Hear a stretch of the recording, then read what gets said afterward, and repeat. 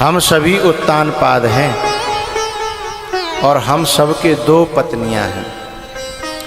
नारी हो चाहे नर हो, सबके दो पत्नी हैं। बोले कैसे? सोमते कुमते सबके उर रहे।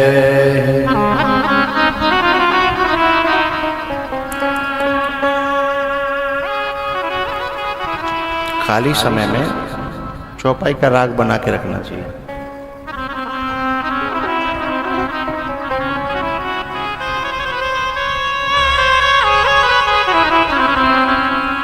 सोमते कुमते सब के उर रहे।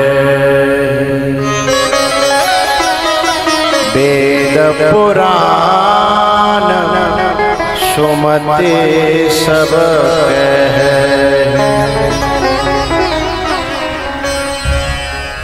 जहाँ सुमते तहाँ संपत्ति नाना। जहाँ कुमते तहाँ विपत्ति निधाना। जहाँ सुमते तहाँ संपत्ति नाना। जो सुनीति थी वो बड़ी धर्मात्मा थी, नीति पर चलने वाली। और दूसरी थी सुरुचि। सुरुचि का अर्थ ही होता है जो अपनी रुचियों में ही केवल जीवे। अपनो ही पैरवो, अपनो ही खाएबो, अपनो ही ओढ़वो, अपनो ही घूमबो। ऐसी होती है ना काऊ काऊ घर में। बस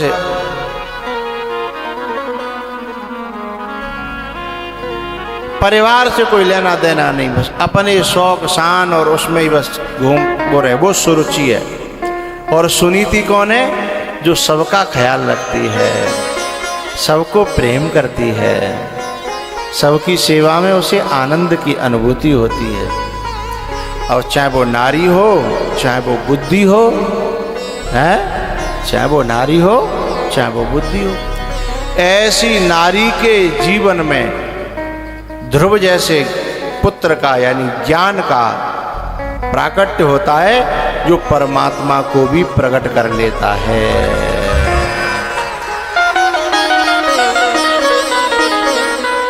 सुनीति के ध्रुव हुए, ध्रुव ने परमात्मा को प्रकट किया। ऐसी बुद्धि के अंदर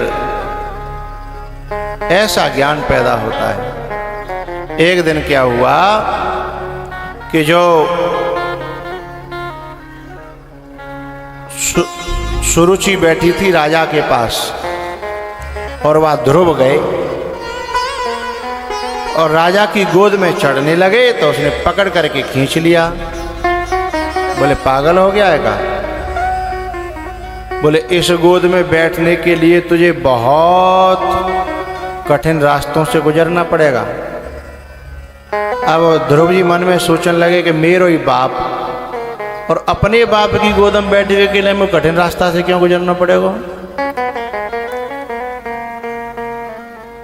तब कहती है सुरुचि कि पहले जाके तपस्या कर और भगवान प्रकट हो जाए तो उनसे कहना कि अपने इस शरीर को त्यागना, फिर छोड़ करके मेरे गर्भ में आना, फिर मेरी कोख से जन्म लेना, तभी तू जाके जा गद्दी पे जा गोदी पे बैठ पावेगो। तपसा राज्य पुरुषं तस्यैवानुग्रहेण मे। तपसा राज्य पुरुषं तस्यैवानुग्रहेण मे। गर्भे त्वं साधयात्मानं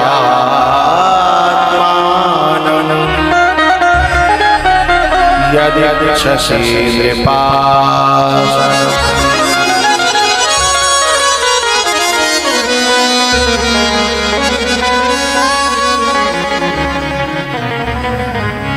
यद नृपासनम इच्छसी, यदि तू इस राजा की गद्दी पर आसन पर बैठने का इच्छुक है, नृपासनम यद इच्छसी, तो तपसा पुरुषम आराध्य, तपस्या करके परम पुरुष परमात्मा की आराधना कर। बोले फिर उनसे क्या मांगूं? गर्भे में त्वम साधयात्मानम, मेरा गर्भ, मेरी कोख को परमात्मा से मांग लेना। बोले तो तू राजा की गद्दी पर चढ़ पाएगा, अन्यथा नहीं चढ़ पाएगा। आओ ध्रुव जी महाराज तो मन में बड़े विकल, और वहां से चले आए सीधे और अपनी माँ सुनीति से लिपट करके रो पड़े। बालक पिटे कहूं पर रोवेगो, माँ के पास में आएगा। बातें पूछो माँ क्यों नहीं रोयो, यहाँ क्यों रो रहे हो, पिटो तो माँ हो। बोले क्योंकि वहां उसके रोने को कोई समझने वाला नहीं था। रोना भी वहीं आता है जहां कोई समझने वाला हो। माँ के पास आके रो गए। पूछा माँ मेरे पिता कौन है? बोले बेटा जो गद्दी पर बैठे हैं महाराज वही तेरे पिता हैं। बोले ऐसे कैसे पिताजी? कि मैं पिटता रहा और वो टुकुर टुकुर देखते रहे। ऐसे कैसे पिताजी? माँ बोले बेटा अभी हमारे दिना खराब चल रहे हैं, और जब खराब दिन चलते हैं ना तो अपने भी पराये से लगने लगते हैं। बेटा समय आएगा, पर बात क्या है वो बता। बोले ऐसे ऐसे मौसी ने मुझे पकड़ करके डांटा, फटकारा और मुझे वहां से भगा दिया, मुझे पिताजी की गोद में चढ़ने नहीं दिया। क्या कहा था? मां नारी हो तो सुनीति जैसी,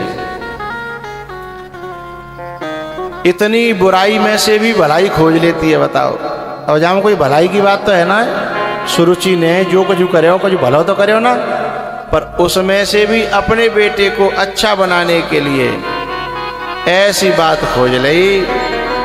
पूछे क्या कहा बेटा तेरी मौसी ने? बोले मौसी ने कहा कि पहले तपस्या कर, और तस्यैवानुग्रहेण, तस्य एव अनुग्रहेण, फिर भगवान जब अनुग्रह करें तो उनसे मेरा गर्भ मांग लेना। अब जहां में जो भगवान की तपस्या की बात है वो पकड़ ली। एरी मैया दो तरह की माताएं होती हैं, एक तो सूप जैसी, सूप से मौकी नहीं, सूप से स्वभाव की। कई माता बुरा मानिया के बताओ सूप से मौकी कह रहे हैं।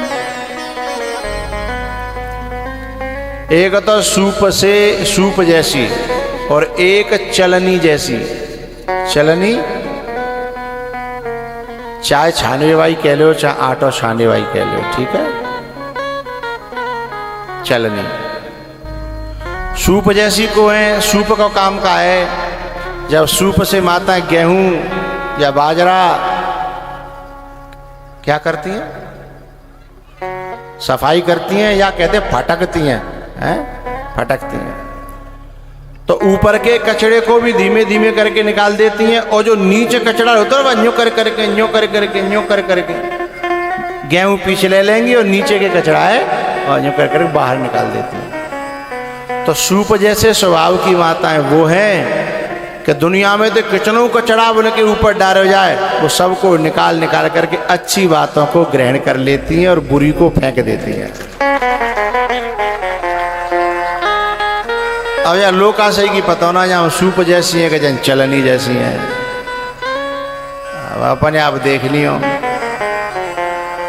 सार सार को गहे रहे, थोता दे उड़ा।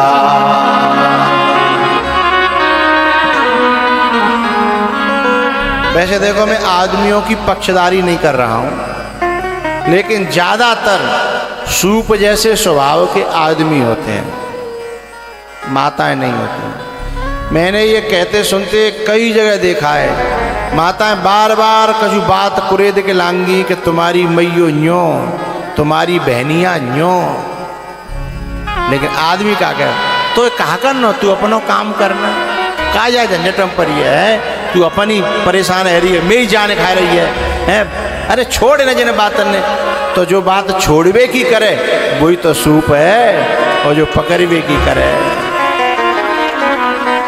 आदमी हमेशा ये कहता है, अरे तू काहे को मरी जा रही है, तो रोटी की कमी हो तो बता, कपड़ा की कमी होए तो बताया, तोते मैं नहीं बोल रहा हूँ तो बता। अब तू दुनिया भर की ठेकेदारी लेके तू मोते जा चैंट रही है, मोते लड़ रही है? लेकिन लड़ाई कम होए पर बात तो अपने आदमी पकड़ लेना है कि तुम मेरे संग मेरी तरफदारी करो, तुम मेरे संग, और मेरे संग नहीं मेरी तरफ तो तुम लड़ाओ है।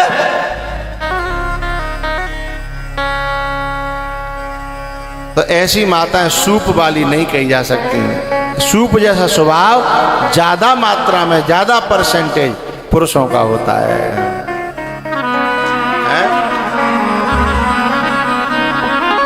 और चलनी जैसा, चलनी को क्या काम है, जितना कूड़ो करकटो अपने पास रखेगी, चून छानो तो वहां में जितनो मोटो दानो होगो, कूड़ो होगो, तिनका होगो, सुरैरी होगी, कीड़ा होगा, सब चलनी अपने पास रखेगी, और आटे बढ़िया बढ़िया सब निकाल देगी, वहां देखा झूले न देनो ना।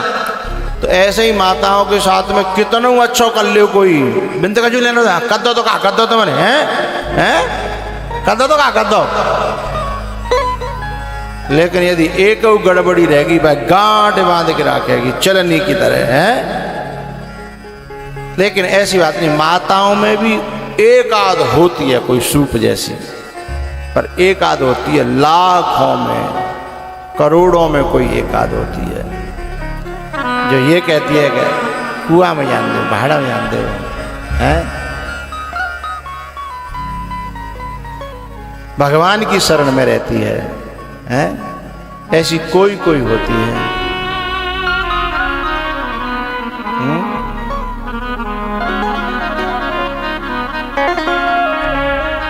भगवान से कहती है कि तुम चाहे जैसे रखो मोए, मैं वैसे ही रहूंगी, मैं काउते शिकायत ना रखनी। एरी मैया तुम्हें काउते शिकायत तो ना आते घर में, काऊ ने मूड ना हलायो, जो काऊ न काउते तो एक आदतें नहीं होगी, कम से कम 2-4 इनते, और 2-3 ते कन्फर्म शिकायत रहते जिनमें। एक तो अपनी नंदते, दूसरे सास होते, और तीसरे अपनी आदमी थे। बातें तो गिनती ना, इतनी शिकायत है, और अपनी जिंदगी को नरक बना लेती है। जिसके साथ रहना और उसी से शिकायत रखना है, कितना मुश्किल है।